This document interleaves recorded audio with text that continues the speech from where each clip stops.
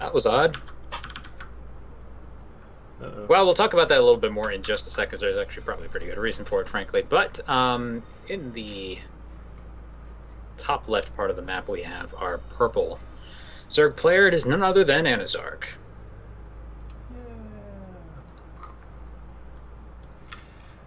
And in the bottom center position on the map, we have our red Terran player, DeathRoW! Yeah. There was a bit of a lag spike when that game started off. I'm going to immediately say it was not me. Um, yeah. Ooh my, that's a really, really early Zerg scout right there. But okay, so for everybody watching who's curious, basically Anuzarg is currently playing from Singapore, and DeathRoW is currently playing from Canada. So this is gonna happen probably. I don't know if there's really any way to avoid it, but all I'm basically saying is if it gets too bad, we can pause things and hope it clears up a little bit. But there's gonna be some lag.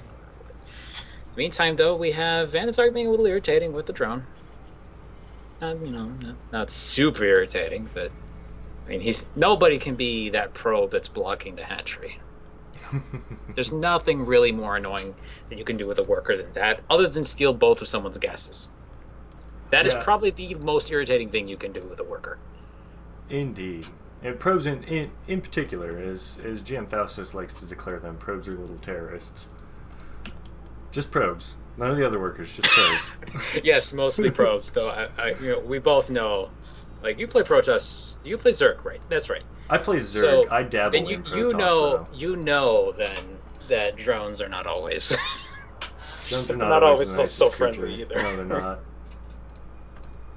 So it looks like it's going to be it was a 14 pool, or a 14 hatch before pool in this particular case. Hey, it helps if we bring up the production tab. There we go. So it was hatch before pool for Anuzarg, so it looks like he's going to be going for a somewhat economic opening. He saw the first barracks go down, but he didn't see anything crazy. He also saw gas when he went in there from DeathRoW, so that definitely tells him that there's not going to be a whole lot of early super rushy gimmicky type stuff. It's going to be more of a laid back standard type play. There could be some early pressure, but it's not going to be anything too extreme. For sure. And definitely Anuzarg is actually I have a feeling he's gone and looked at yesterday's games because DeathRoW did actually end up subbing for a different match entirely yesterday.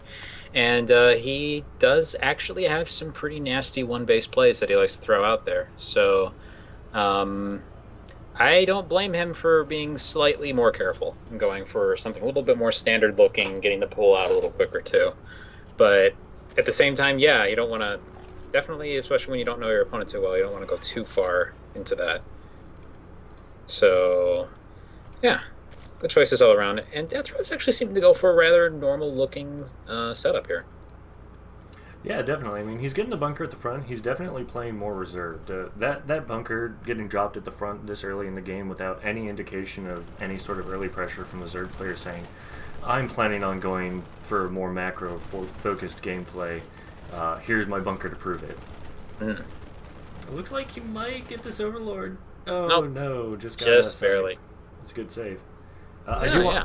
I do want to note the double gas that just got scanned by Anuzarg. So this is definitely indicative of leading into either very fast Hydra play, very fast layer into Hydra play, or into Muta play, or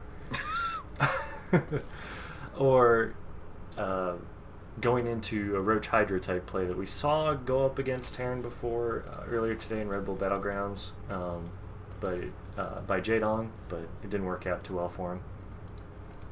No, pretty much, honestly.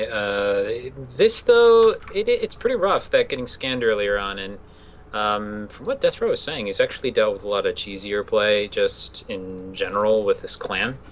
So he's going to be pretty aware of this, and I'm not expecting him to panic or anything, honestly. Yeah, definitely. I mean, we're not seeing anything too cheeky come out. Um, I don't even think Speed's been upgraded yet, has it? No, Speed's Nope. not even been purchased. So, He's pulling that gas for something, yep, and he's already pulling got up the 400. gas and he's getting the layers. So this is definitely looking like some early rush to Muta type play. Going to be a lot of harassment. Don't see an engineering bay down for our Terran player yet, but I do see a starport, which means that we should be able to see some way for DeathRoW to definitely answer those mutas early on. Oh, I know what he's doing.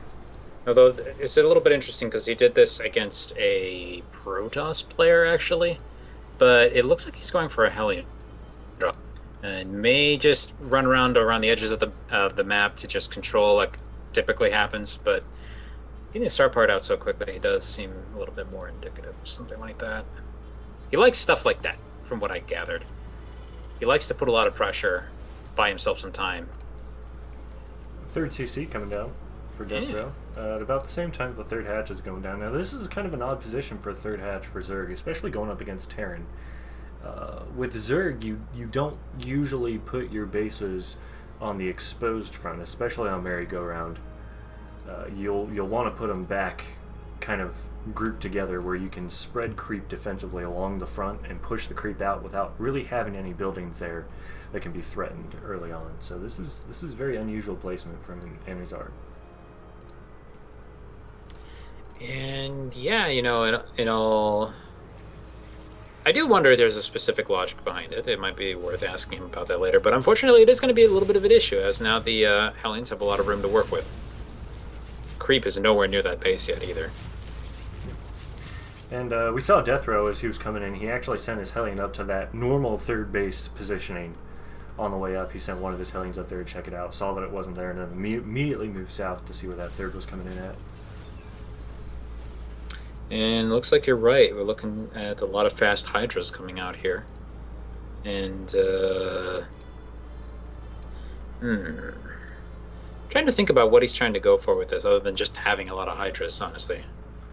So, I would normally expect to see a Hydra-heavy build like this against a Protoss player.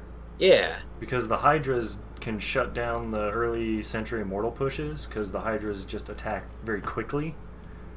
They do a lot of damage, like they do 12 damage, but their attack speed is so fast that it kind of negates the Immortal's shield capacity. We have an attack coming in here. This is a particularly interesting position that he's now in, though, because these Hydras are going to come around from the back, and as long as he's relatively quick about this... how well do Hydras kite Hellbats? I'm thinking about, I've never seen this happen, really. If they walk past him... Yeah, I mean, with the Hydras on creep, he can definitely just sack this base, grab another one somewhere else, and then choose the fight that he wants to take with the Hydras, which is what it looks like he's doing. He's going to kill the entire army for that base, which not really that bad, but... Good Widowmine hit. Picked up a that couple does of Hydras off that. That does equalize things a little bit. He kept most of the drones alive. It's just going to be a matter of cleaning out that...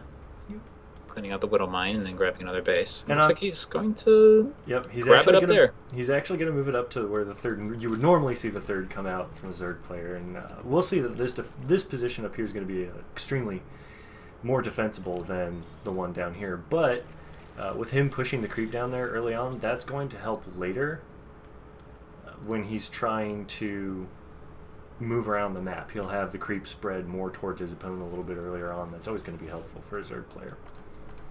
Already got an Overseer out, so that's good. He's not going to be surprised by any more Widowmines. Nope. Now, DeathRoW is starting to react to this, though, as you can see the siege tank starting to come out. And honestly, if there's nothing to cover the Hydras, get enough of these things, and that play is going to be pretty hard shut down. They're not definitely that beefy. Not enough to deal with that. Well, I think the devastating part about the siege tanks, especially up against Hydras, is that the Hydra range is really what makes them powerful. Oh, never mind. It looks like he may not really get the opportunity to build up that count too much, as here comes the attack, and doesn't seem to have a whole ton here to rip. Oh, didn't get to the repair in time. Oh, this is going to be a problem. He really needs to keep the siege tank alive. And it died. Oh my goodness, it got obliterated. This is extremely bad. I guess it's just that's a dead. quick, Wow. quick Wow. GG. Wow. Honestly, yeah.